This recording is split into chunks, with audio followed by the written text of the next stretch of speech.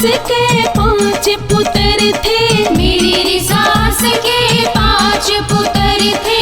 2 देवर 2 जेठ सुनियो, 2 देवर 2 जेठ सुनियो। मेरे री कर्म में बावड़िया लिखा था, मेरे री कर्म में बावड़िया लिखा था। वो भी गया परदेस सुनियो, वो भी गया परदेस सुनियो।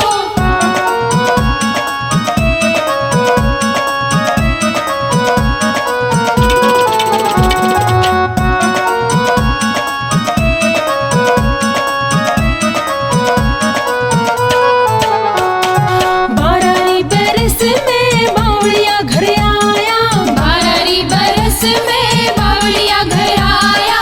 बरसे मूसलाधार सुनियो, बरसे मूसलाधार सुनियो।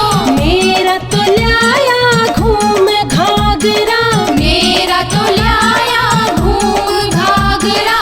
अपनी लाया पतलून सुनियो, अपनी लाया पतलून सुनियो।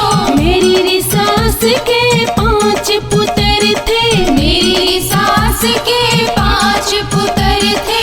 2 देवर 2 जेठ सुनियो, 2 देवर 2 जेठ सुनियो।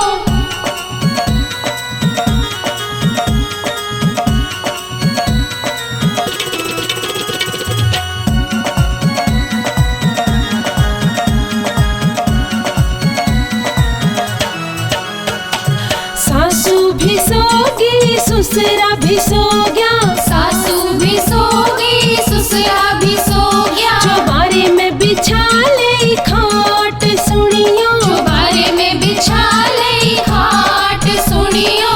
मैं भी सोगी बावड़िया भी सो गया, मैं भी सो गई बावड़िया भी सो गया।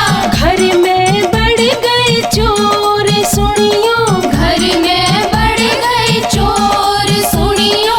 मेरी री सास के 5 पुत्र थे, मेरी री सास के 5 पुत्र थे। 2 देवर 2 जेठ सुनियो, 2 देवर 2 जेठ सुनियो।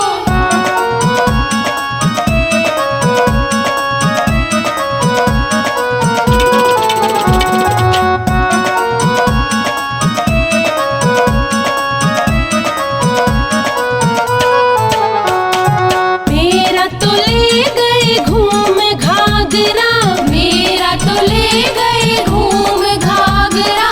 बावड़िए किले के पतलून सुनियो, बावड़िया किले के पतलून सुनियो। मैं तो रोई सुबक सुबक